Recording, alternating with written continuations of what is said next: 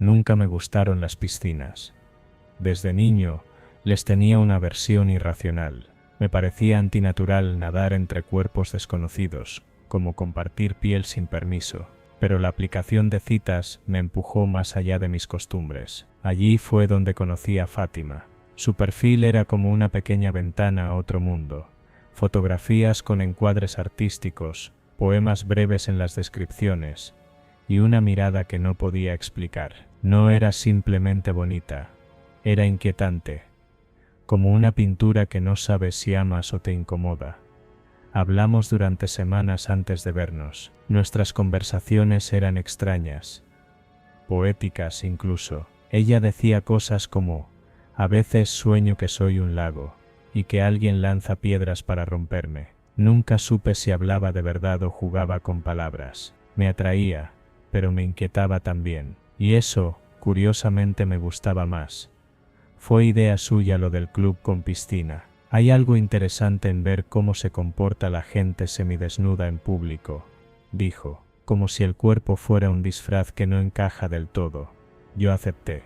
Era sábado por la tarde, sol radiante, el cielo sin nubes. No se sentía como el día de una pesadilla. Pero eso es lo terrible de las pesadillas reales. Nunca avisan. Llegué temprano. Ella llegó 20 minutos después, con un vestido blanco casi traslúcido, y el cabello recogido en una trenza torcida. Tenía un aura de ritual, como si no estuviera allí para nadar, sino para conjurar algo. Entramos a la piscina. Había familias, parejas, niños gritando, risas huecas, música de reggaetón saliendo de una bocina distorsionada. Me metí al agua con cuidado, mientras ella se deslizaba como un espectro líquido. Nadaba con una gracia hipnótica. Por un instante, me sentía ajeno a todo, como si solo existiéramos ella y yo, flotando en un mundo azul. Y entonces, lo vi. Primero fue una pequeña nube roja, sutil, como una tinta disuelta. Luego creció, manchando el agua alrededor de Fátima. No fue una salpicadura ni un corte, era sangre, sangre real, espesa, oscura. La piscina se tiñó alrededor de ella, como una flor maldita abriéndose. Los gritos comenzaron de inmediato. Una mujer gritó, alguien se cortó, hay sangre en el agua. Un niño comenzó a llorar. Otro hombre salió corriendo, tropezando con las escaleras. Una señora le pidió al salvavidas que vaciaran la piscina. El caos fue instantáneo. Fátima no se dio cuenta al principio, solo cuando vio sus piernas, el rojo deslizándose como hilos sobre su piel pálida. Su expresión cambió, se llevó una mano entre las piernas, y entonces, lo comprendió. Gritó, no fuerte, fue más como un lamento. Se cubrió como pudo y salió del agua, temblando, las lágrimas ya corriendo por su cara. Yo no me moví. No podía. El terror que sentí no fue por la sangre, fue por lo que creí al principio, que algo estaba mal, que algo no humano acababa de manifestarse en el agua. El color era demasiado oscuro, la densidad no era la de una simple herida. Por un instante, pensé que ella se estaba deshaciendo, pudriéndose. Fue una fracción de segundo, pero en mi mente, Fátima dejó de ser Fátima, y fue otra cosa. Fue solo cuando la vi llorando, cubierta de vergüenza, que entendí lo que en realidad había ocurrido. Fátima había empezado a menstruar, de forma repentina, inesperada, y absolutamente pública. La sacaron del club, no con violencia, pero sí con vergüenza. Le pasaron una toalla como si estuvieran atendiendo a una víctima de algo sucio. Yo me vestí apresurado y salí tras ella. La encontré sentada en una banca, con la cabeza hundida entre las rodillas. Fátima, dije, no me hables. No fue tu culpa. Claro que lo fue, respondió con una risa amarga. ¿Qué clase de mujer no sabe cuándo va a sangrar? ¿Qué clase de idiota soy? Me senté a su lado, no la toqué, solo me quedé allí. Por un momento pensé que te estabas muriendo, confesé. Lo estaba, por dentro. Se quedó en silencio largo rato. Yo también. ¿Sabes qué es lo peor?, dijo. No es que todos me hayan visto, no es la sangre, es el asco, el horror, como si yo hubiera invocado algo monstruoso.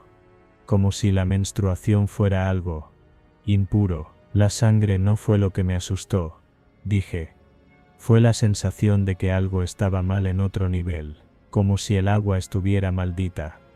Ella levantó la cabeza, me miró y sonrió. Eso es lo más hermoso que me han dicho. Después de eso, no terminamos como suelen terminar las citas fallidas. Fátima me volvió a escribir esa noche.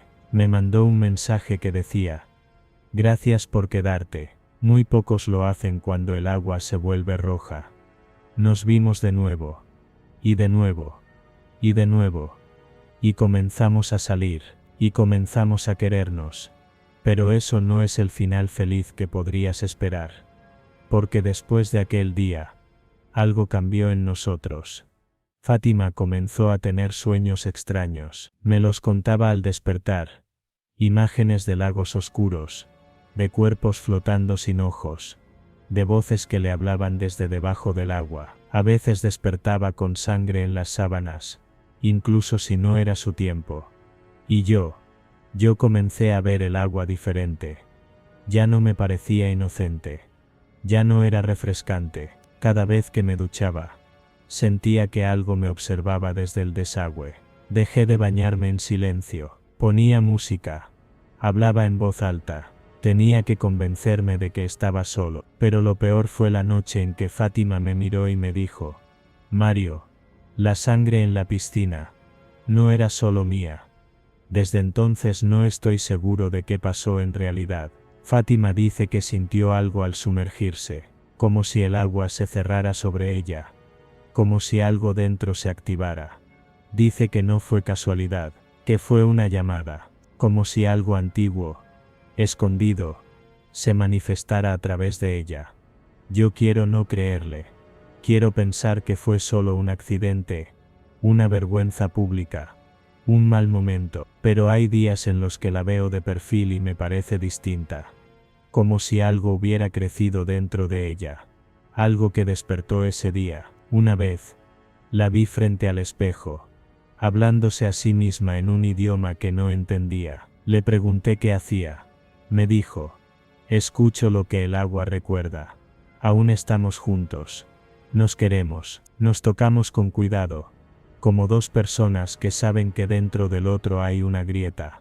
Nunca más hemos ido a una piscina, y cada mes, cuando su ciclo vuelve, apagamos todas las luces, y dejamos una cubeta con agua en medio del cuarto. Ella dice que es para que la memoria fluya. Yo solo espero que sea suficiente para mantener lo que sea que despertamos dormido. ¿Y sabes qué es lo más perturbador? A veces me pregunto si la aplicación de citas fue realmente una coincidencia. Y si no fui yo quien eligió a Fátima, sino algo que me eligió a mí. A veces en lo más profundo del sueño, veo el agua roja. Y no me asusta. Me llama.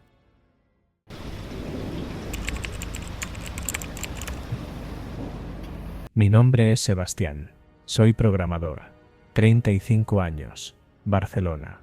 De esos tipos que prefieren el resplandor de la pantalla al de la luz solar. El que aprende idiomas por placer y ama el silencio más que la conversación. Nunca fui popular. Nunca fui romántico. Pero el algoritmo no miente. Tarde o temprano, todos caemos en una app de citas. La conocí en Viajeros del Amor. Una aplicación para solteros que buscaban experiencias interculturales. Me pareció una pérdida de tiempo al principio, hasta que apareció su foto. Paola, cabello largo, rizado, labios gruesos, ojos como charcos profundos en una selva oscura. Tenía esa mirada que no sabes si te está invitando o advirtiendo. Su perfil decía: café, lluvia y secretos bien guardados. Si vienes a Colombia, prometo que no querrás regresar. Hablamos durante 2 meses. Videollamadas, fotos, audios. Su risa era contagiosa. Me enviaba paisajes de su ciudad, frases dulces con acento que me erizaba la piel. Me decía que en Colombia la gente vivía con pasión, que los hombres europeos eran fríos. metódicos. Le gustaba que yo no fuera así, que tuviera alma. Eso decía. Ven, Sebastián. Me repetía. Te enseñaré a sentir de verdad. Y fui. Compré el vuelo. Bogotá me recibió con aire denso y un cielo encapotado. Me sentí como en una película mal grabada, con un zumbido constante en el oído. Aún así, ella estaba ahí, esperándome en el aeropuerto, tan real como en las fotos. Más aún, me abrazó fuerte, como si fuéramos viejos amantes. Fuimos a un hotel boutique en el centro histórico. Todo parecía perfecto. La habitación era cálida, decorada con madera y arte indígena. Me sentí como en casa, aunque más vulnerable. Ella pidió vino, puso música, bailamos. Paola se movía como si conociera cada uno de mis latidos. Yo no sabía bailar, pero no me importaba. La última imagen clara que tengo es su risa. Luego la sombra. Me desperté con un dolor punzante en la nuca. La habitación estaba en penumbra. Intenté moverme, pero no pude. Mis muñecas estaban atadas al cabecero de la cama con cables de cargador. Mis tobillos, amarrados con los cordones de mis propias zapatillas.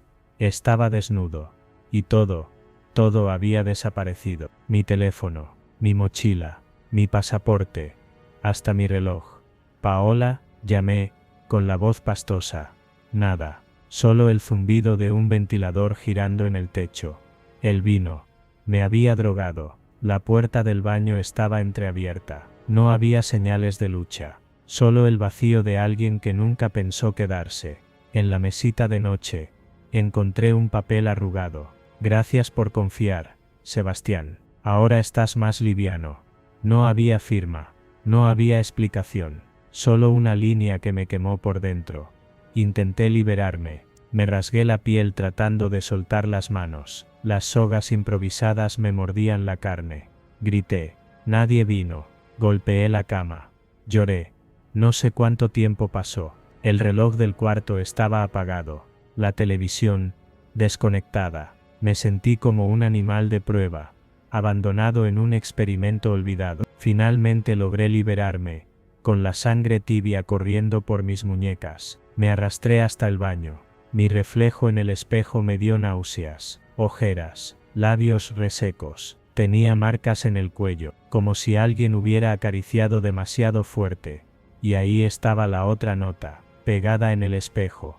Ahora eres como nosotros. Bienvenido a Colombia. Salí del hotel envuelto en una sábana, como un loco escapando de un manicomio. Nadie me detuvo. Nadie preguntó nada. El recepcionista ni me miró. Pedí ayuda en la calle, temblando hasta que una mujer me llevó a una estación de policía. El oficial escuchó mi historia con una cara inexpresiva. ¿Cómo se llama la mujer?, preguntó. Paola. No tengo apellido. Solo tengo su número en el celular, que ya no tengo. Señor, esto ocurre más de lo que cree. Las apps de citas son como la ruleta rusa. Algunos encuentran amor, otros pierden hasta el alma. Me dieron una toalla y una botella de agua, pero nada más. Estaba solo, sin identidad, sin prueba alguna de que yo era quien decía ser. Pasé la noche en un pequeño refugio para turistas estafados. Allí conocí a otros, un canadiense sin riñón, un chileno sin tarjeta, un alemán que hablaba con las paredes.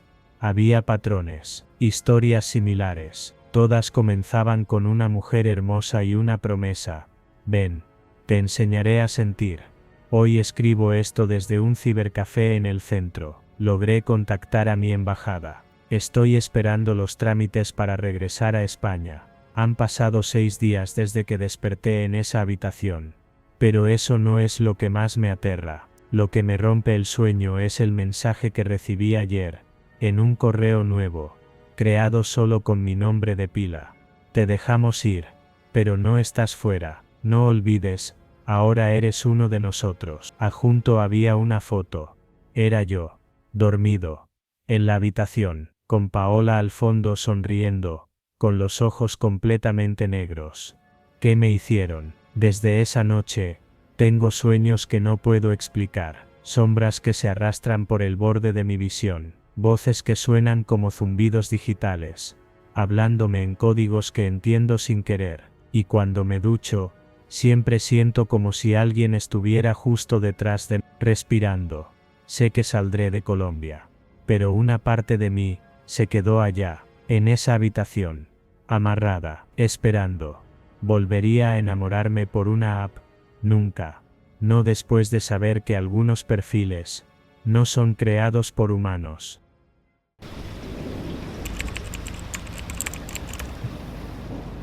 Soy Emma y, si tan solo pudiera retroceder el tiempo, jamás habría aceptado aquella invitación que cambió mi vida para siempre. Tengo heroínos y, durante años, vendí frutas en un pequeño puesto en Tijuana. La vida era sencilla, aunque a veces dura, pero jamás imaginé el horror que se escondería tras la sonrisa de don Joaquín. Cada amanecer encontraba mi cuerpo y mi alma preparándose para enfrentar el día. Me levantaba antes del alba para organizar mi puesto en la calle, elegir las mejores naranjas, mangos y limones, y sonreír a los primeros clientes. La rutina era la misma: trabajar bajo el sol ardiente, intercambiar algunas palabras con la gente del barrio y soñar con algo mejor. Mi padre había trabajado toda su vida para sacarnos adelante, pero los tiempos eran malos y las deudas se acumulaban.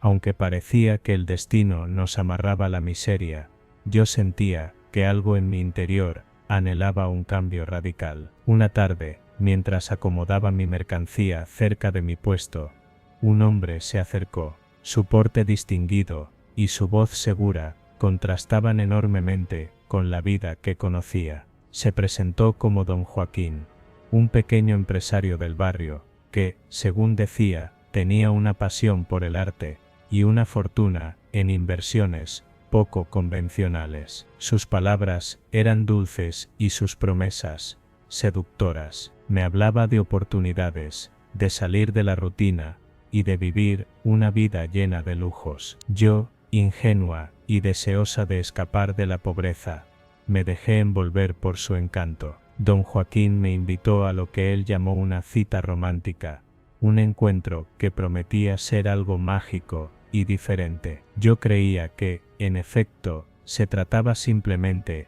de una cena especial en algún restaurante elegante, o un paseo por alguna parte de la ciudad en la que jamás hubiera soñado estar. Sin embargo, esa noche, el destino se volvió oscuro y aterrador. Recuerdo haberme arreglado con esmero, ansiosa por experimentar algo fuera de lo cotidiano. La cita comenzó con una conversación amena en un local íntimo, lleno de luces tenues y una atmósfera que pretendía seducir los sentidos. Don Joaquín me miraba con una mezcla de admiración y algo que ahora, en retrospectiva, reconozco como una emoción perturbadora. Me decía que admiraba mi fuerza, mi belleza natural y el espíritu indomable que se reflejaba en mis ojos. Al poco tiempo, sin embargo, la velada tomó un giro inesperado. Don Joaquín me propuso trasladarnos a un lugar más privado, asegurándome que allí me esperaban sorpresas exquisitas que marcarían el inicio de una nueva etapa en mi vida. Yo, confiada y llena de esperanza, accedí sin imaginar lo que se avecinaba. El vehículo en el que viajamos recorría calles poco transitadas hasta llegar a un edificio antiguo, apartado de la luz y del bullicio. A medida que avanzábamos, el ambiente se volvía inquietante. Un silencio sepulcral se apoderó de mi interior. Me di cuenta de que, a pesar de las palabras cálidas de don Joaquín, algo no estaba bien. Una vez en el edificio, me condujo a una puerta de madera maciza, decorada con símbolos que no lograba identificar. Tras entrar, el lugar se reveló como un cuarto oscuro,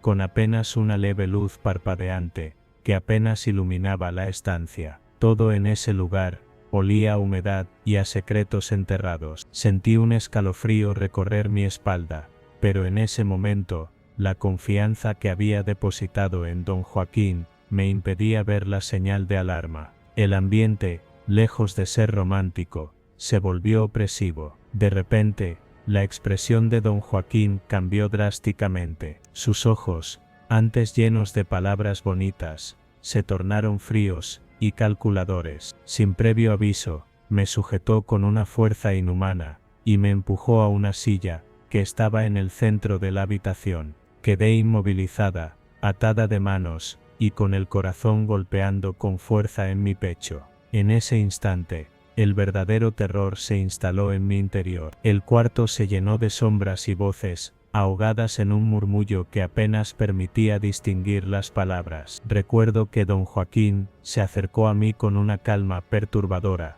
casi como si estuviera ejecutando una rutina previamente ensayada. Las razones de su brutal accionar se remontaban a algo del pasado. Mi padre, sin saberlo yo, había tenido grandes problemas financieros con él, y la deuda había quedado como una cicatriz eterna en su memoria. Su venganza, o su forma de saldar esa deuda, se materializó en esa noche de horror, que no parecía tener fin. Me encontré sometida a una tortura lenta y despiadada. Cada golpe, cada palabra susurrada, cada momento de agonía, parecía diseñado para quebrantar mi espíritu. En la penumbra, los sonidos de mi propio llanto y el crujido de la silla se mezclaban con la risa fría de don Joaquín. Intenté gritar, llamar a alguien, pero mi voz se perdía en el eco de la soledad. Era la noche más larga de mi vida, en la que los límites entre el dolor físico y el terror psicológico se difuminaban hasta ser uno solo.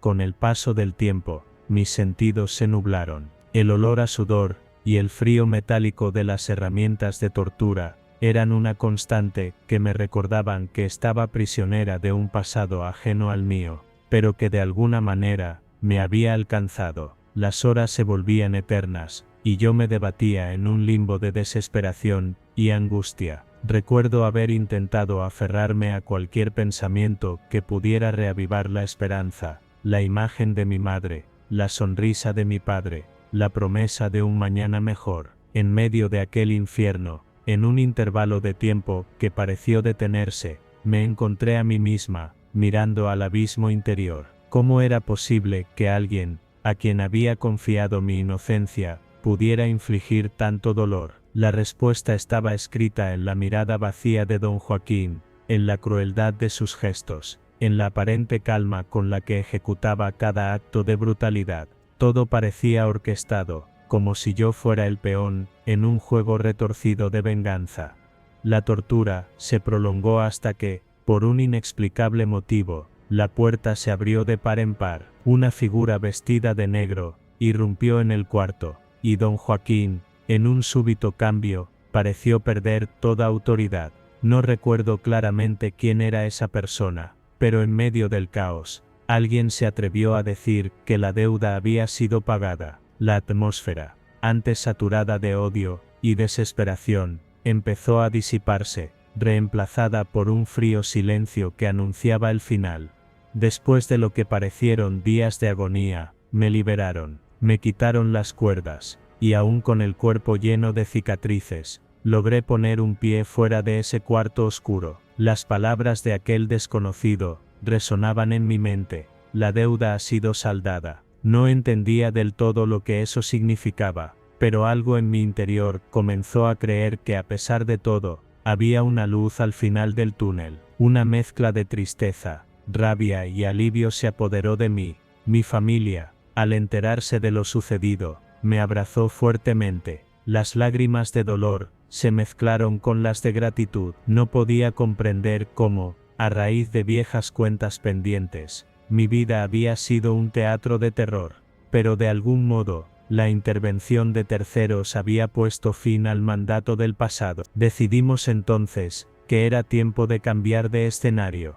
Con lo poco que teníamos, nos mudamos a otra ciudad, lejos de Tijuana y de los fantasmas que allí residían. Buscamos un nuevo comienzo, una oportunidad para olvidar la pesadilla que habíamos vivido. Hoy, mientras escribo estas líneas desde un lugar silencioso y esperanzador, aún siento el peso de aquella noche oscura. Cada tanto, el recuerdo regresa como un susurro en la penumbra, un eco que me advierte de que nunca debo bajar la guardia. Me he reconstruido, he aprendido a sanar las heridas del alma, pero es inevitable que algunas cicatrices queden como recordatorio de lo que el pasado puede hacer a una vida inocente. Miro con asombro cómo, a pesar del terror y la violencia, la vida tuvo la capacidad de darme una segunda oportunidad. La deuda del pasado fue pagada, la injusticia se equilibró de alguna manera misteriosa, y mi familia y yo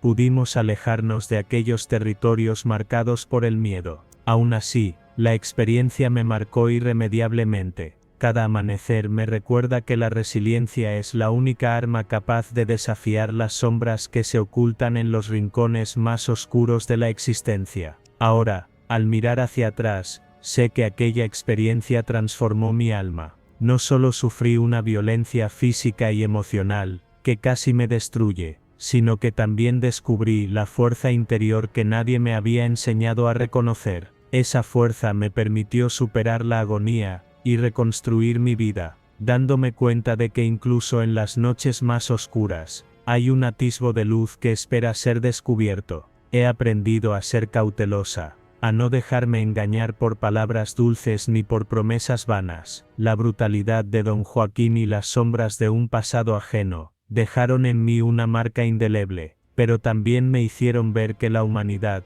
posee una capacidad sorprendente para sobrevivir, renacer y, sobre todo, perdonar. Cada día, al vender mis frutas en el nuevo barrio, al conversar con mis vecinos, y al sentir el sol acariciando mi rostro mientras abro mi puesto, revivo la libertad ganada a pulso. Aún siento cierta aprensión en noches solitarias, cuando el viento susurra secretos oscuros en las calles, pero también sé que la vida, a pesar de sus sombras, es un regalo que merece ser vivido con valentía. Si algo quisiera que comprendieran quienes lean mi historia, es que cada experiencia, por dolorosa que sea, puede ser el catalizador de un cambio. No permití que el tormento me definiera, en cambio me impulsó a buscar ayuda, a reconstruir relaciones familiares, y a buscar un horizonte, donde la luz y la esperanza triunfen sobre el miedo. La mudanza fue un renacer. Llegamos a una ciudad más apacible, donde el bullicio de Tijuana quedó atrás. Allí,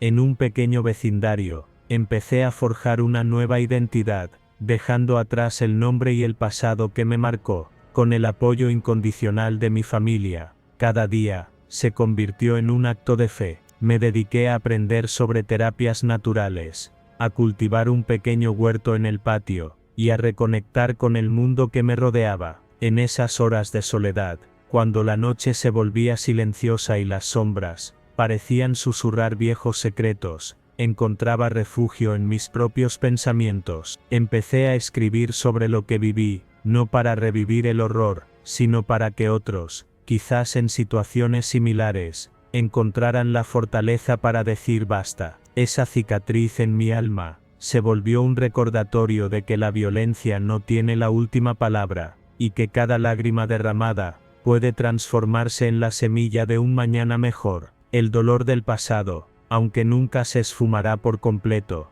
se transformó en el combustible que me impulsó a crecer y a cambiar la narrativa de mi propia existencia. Hoy, cuando me miran en la calle, notan la determinación en mi mirada, la firmeza en mis gestos, saben que soy una sobreviviente, pero que también soy mucho más que las sombras que intentaron arrebatarme la vida. Es curioso cómo el horror puede cambiar la forma en que ves el mundo. Antes, cada día, se despertaba con la inocencia de una flor que se abre al sol. Ahora, cada amanecer lleva consigo el eco de los gritos, que una vez silenciaron mi voz. Sin embargo, he aprendido a transformar esos ecos en melodías de liberación. Cada paso que doy es un recordatorio de que ya no temo a la oscuridad, porque he visto su rostro, y he sobrevivido. He comprendido que hay historias que merecen ser contadas, incluso si están marcadas por la violencia. Contar mi verdad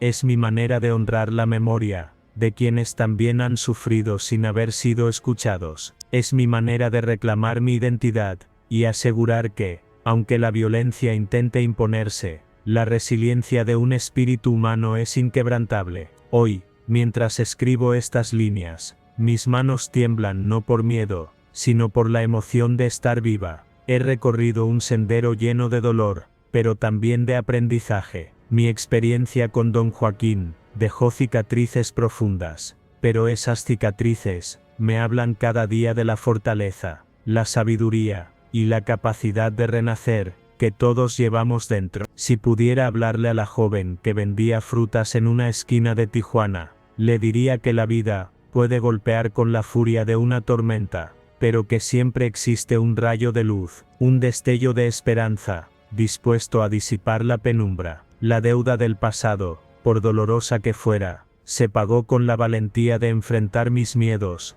y la solidaridad de quienes me amaron incondicionalmente. Hoy, ya libre de la opresión de viejos resentimientos y de misteriosas venganzas, me dedico a reconstruir cada fragmento de mi ser. Con mi familia a mi lado, nos mudamos a una nueva ciudad, donde las sombras del pasado se disuelven con la luz del presente. La experiencia me enseñó a valorar la honestidad, la empatía, y sobre todo, la necesidad de creer en la posibilidad de un futuro sin terror.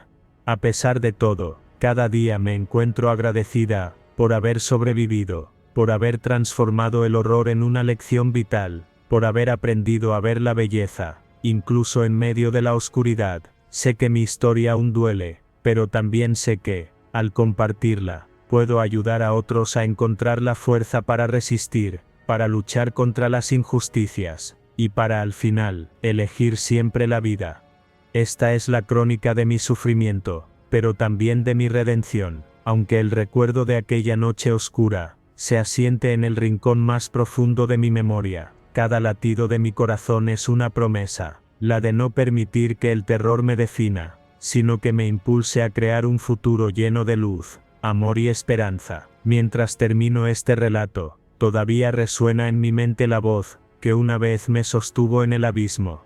La deuda ha sido saldada. Aquella frase, tan fría y misteriosa, marcó el fin de una pesadilla, y el comienzo de una nueva etapa, en la que aunque la herida nunca se cierra por completo, la vida se abre a nuevas posibilidades. Si bien jamás podré olvidar el horror que viví, hoy elijo mirar hacia adelante, a ese horizonte prometedor, en el que cada día es una victoria contra la oscuridad. La experiencia me ha cambiado irremediablemente, pero me ha enseñado a valorar mi propia resiliencia, y a comprender que a veces, el sufrimiento se convierte en el poderoso catalizador de una transformación necesaria. Esta es mi historia, mi verdad, contada con la esperanza de que, al compartir mi experiencia, aquellos que se sienten atrapados en la desesperanza, encuentren la fortaleza para liberarse de sus cadenas, porque al final, aunque el pasado intente perseguirnos, la luz del perdón y la redención siempre puede abrirnos la puerta hacia un nuevo comienzo. Con estas palabras, dejo grabado en cada letra el testimonio de una vida que se negó a rendirse, de un espíritu que, a pesar del dolor, logró encontrar la salida del laberinto. Soy Emma, y aunque mi camino estuvo lleno de sombras, he aprendido a caminar con la frente en alto, sabiendo que cada herida es una lección, y cada cicatriz, una historia de supervivencia. Hoy, mientras contemplo el horizonte, desde la ventana de mi nuevo hogar, resuena en mí la convicción de que la oscuridad solo tiene el poder que nosotros le concedemos. Liberada de las ataduras del miedo y de las deudas impagables del pasado, mi familia y yo hemos encontrado un refugio, donde el sol siempre brilla, y los recuerdos dolorosos se transforman en la fuerza necesaria para construir un mañana mejor. La narración de mi experiencia no busca glorificar el terror, sino recordarnos a todos que la capacidad de renacer está en lo más profundo de nuestro ser. Así, el horror que viví en aquella noche oscura se convierte ahora en el motor que me impulsa a sanar, a amar y a reconstruir mi vida, dejando atrás las sombras y abrazando la luz que, a pesar de las tempestades, nunca deja de brillar.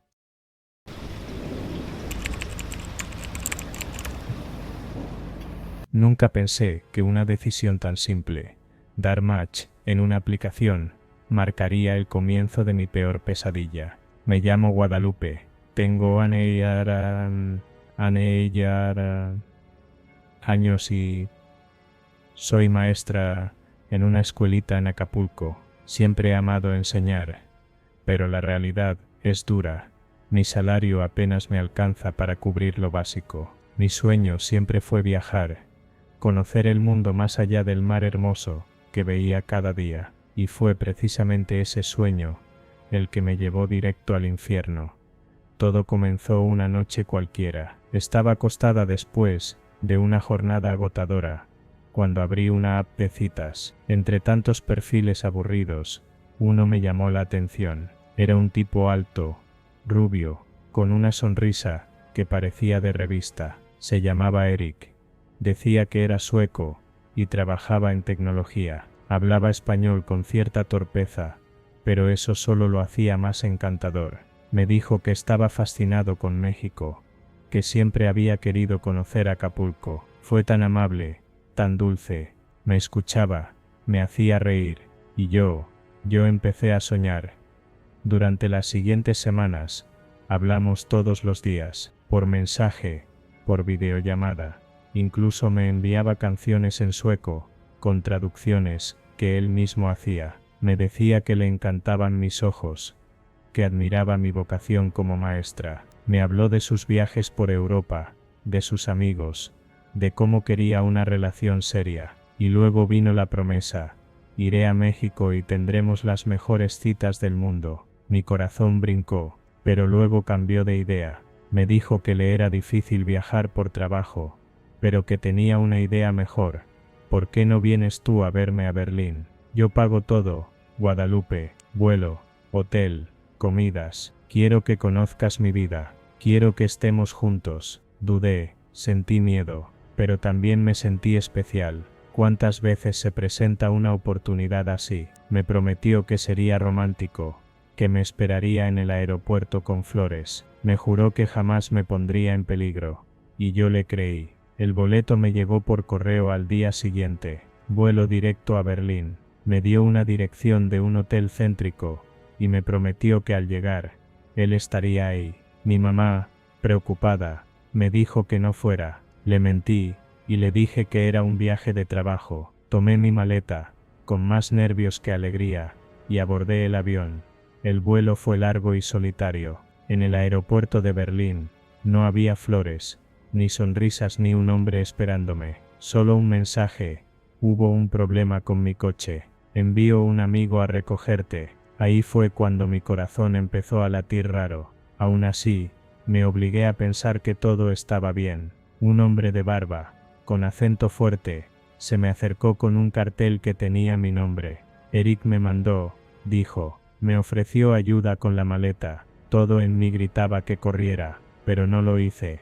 Subí al auto. No sé cuánto tiempo pasó desde que me subí hasta que todo se volvió oscuro. Creo que me drogaron. Recuerdo un zumbido en los oídos, una sensación de frío, y después, la oscuridad. Al despertar, el mundo era otro. Estaba en un cuarto pequeño, con las ventanas tapadas, y una bombilla desnuda colgando del techo. No estaba sola. Había otras chicas, latinas. Una era de Perú, otra de Colombia, otra de Venezuela. Todas teníamos la misma historia con diferentes nombres. Un hombre extranjero, promesas de amor, un viaje pagado. Eric no existía, al menos no como yo lo conocí. Era parte de una red de trata de mujeres. Nos atraían con cuentos de amor, y luego nos secuestraban. Nos quitaron los pasaportes, los celulares, la dignidad. Cada día era peor. Nos golpeaban si gritábamos, si llorábamos, si no obedecíamos. Algunas fueron vendidas, otras, ni siquiera quiero pensar, vivíamos hacinadas. Nos daban comida podrida, dormíamos en el suelo, sin saber si llegaría el día siguiente. Los hombres que venían, eran como sombras, con ojos vacíos y manos frías. Nunca supe sus nombres, solo sentía su presencia como cuchillas en la piel. Fueron las peores 2 semanas de mi vida. Me convencí de que moriría allí. Soñaba con el mar de Acapulco, con mi salón de clases, con mi madre. Me aferraba a sus recuerdos como a una tabla en medio de un naufragio. Una noche, una de las chicas, Camila, Me susurró que había logrado ver una noticia en el teléfono de uno de los vigilantes. Tu nombre está por todas partes.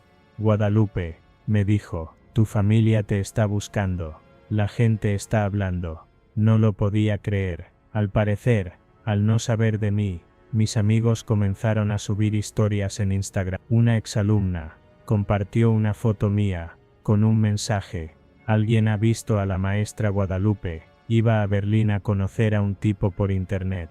La publicación se viralizó. Luego mi mamá abrió una cuenta en Facebook solo para compartir mi historia. Gente que ni conocía empezó a compartirla. Una chica que había sido secuestrada antes reconoció un patrón en mi historia y lo denunció. Un grupo de activistas en Alemania comenzó a investigar. Los monstruos que nos tenían prisioneras cometieron un error. Confiaron demasiado. La policía rastreó las cámaras de seguridad del aeropuerto, los correos electrónicos, incluso los perfiles falsos que usaban. Un operativo conjunto entre Interpol y autoridades alemanas dio con la ubicación de la casa. Todo ocurrió de madrugada.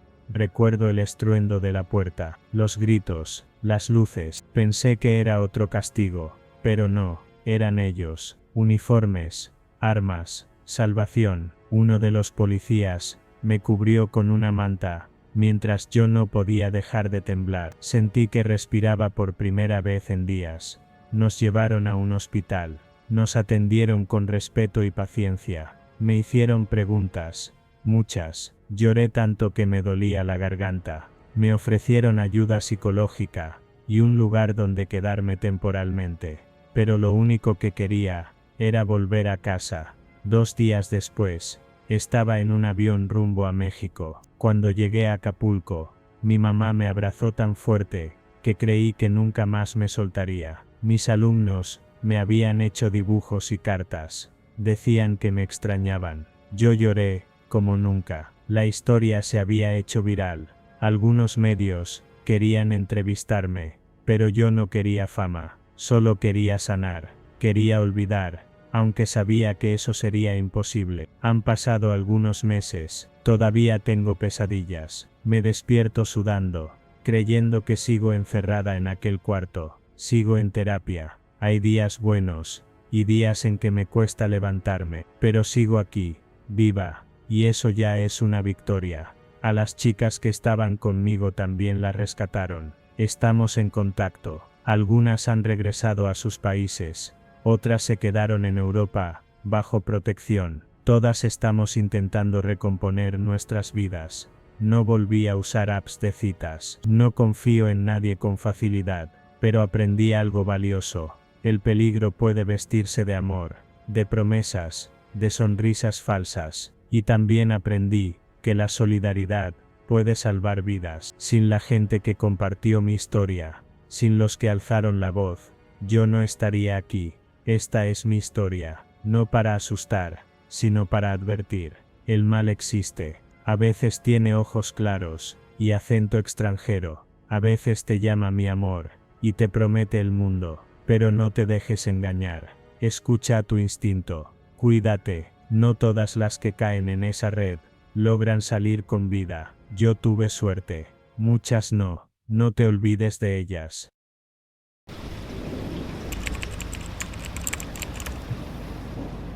Osmariel lo conoció como una chispa en medio del humo y las luces estroboscópicas. Era una noche cualquiera, en una de las tantas discotecas de Ciudad de México, donde el reggaetón se mezclaba con el olor a licor caro y perfume importado.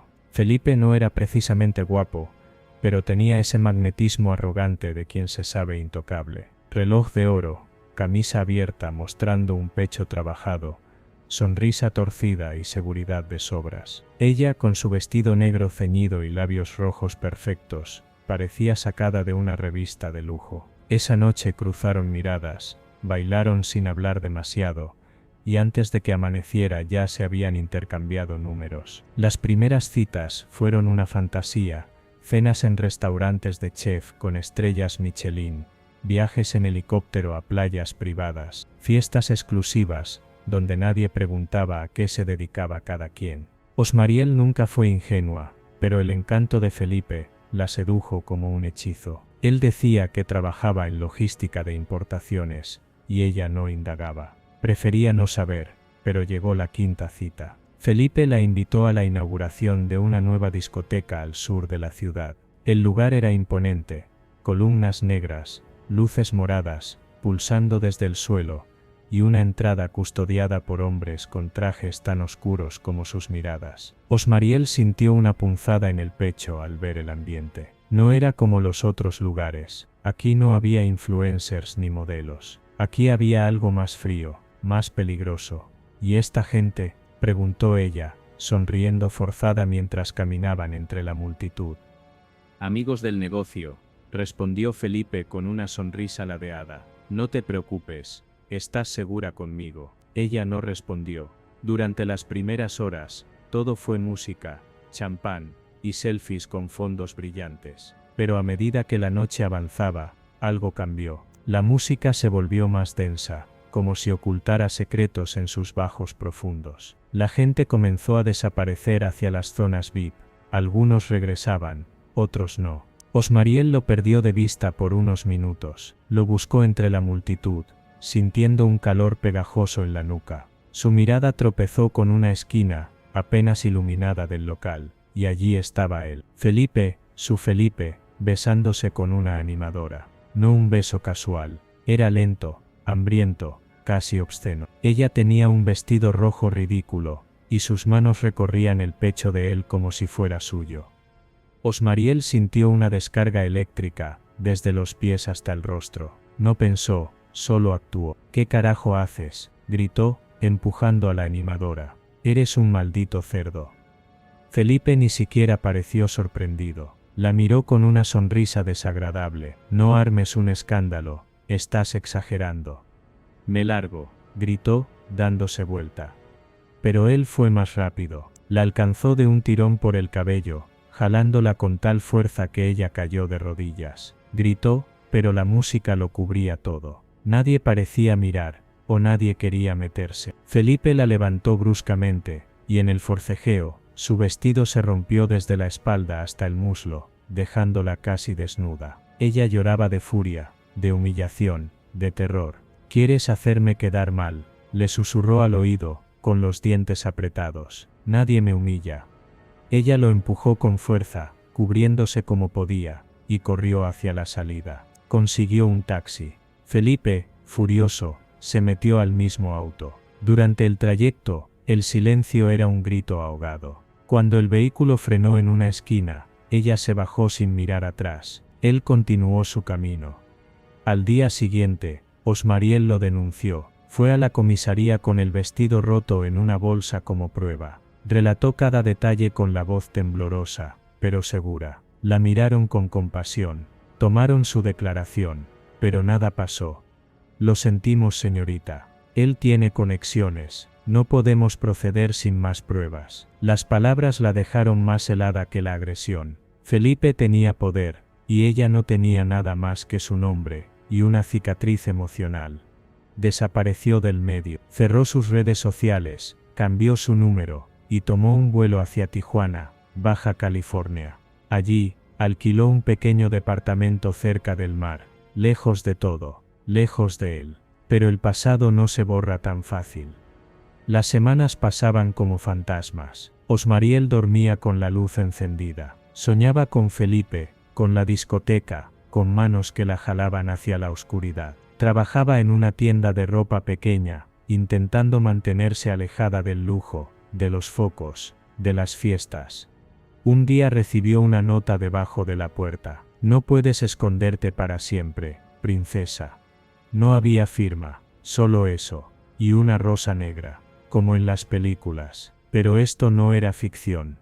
Empezó a notar cosas raras. El sonido de pasos en las escaleras cuando ya no debía haber nadie. Su gato amanecía encerrado en el baño. Luces parpadeantes. Llamadas en silencio a las CNM. Una noche, mientras cerraba la tienda, sintió una presencia detrás de ella. Al girarse, no había nadie.